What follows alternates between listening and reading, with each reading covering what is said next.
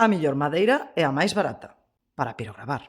Para min sí, e teño 3 motivos moi sinxelos para explicarcho. O primeiro motivo é o máis obvio. O contrachapado é barato.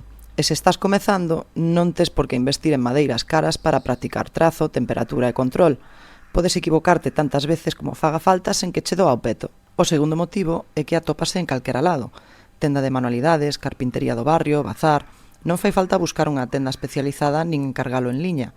É accesible para calquera que queira comezar. E o terceiro motivo, e o que máis me gusta, é que é unha madeira moi branda. Iso quere dicir que non precisas temperaturas moi altas para conseguir bons resultados. É máis doado de controlar e iso axuda moito cando aínda estás collendo soltura coa man. Fago un patrón sinxelo a man alzada. Unhas liñas curvas e un círculo para amosarvos como responde.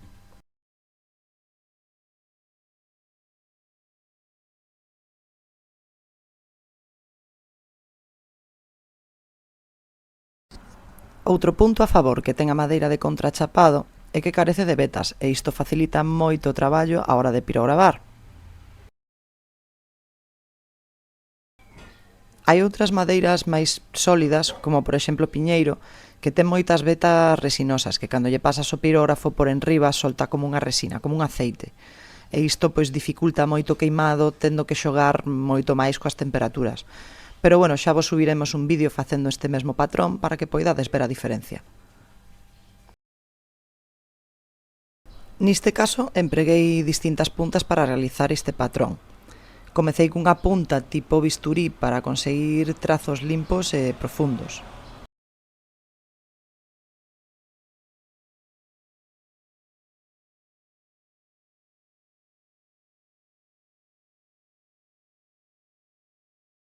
Seguín cunha punta de bola chamado ball tip en inglés, que soa moi sofisticado.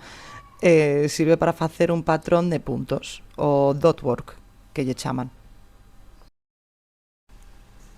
Con esta punta podes facer unha enchenta de efectos, dependendo de si fas os puntos máis ordenados ou máis improvisados, como é neste caso.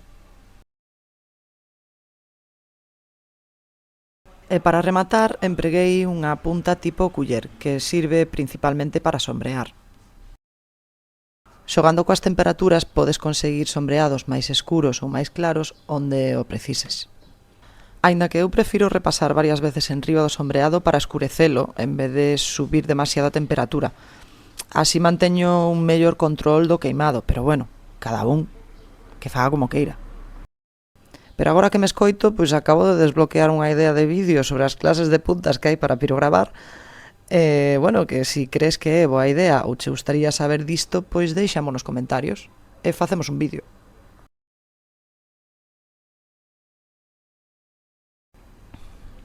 E xa ves, con temperatura moderada e sen forzar nada, o trazo sae limpo e uniforme dende a primeira pasada.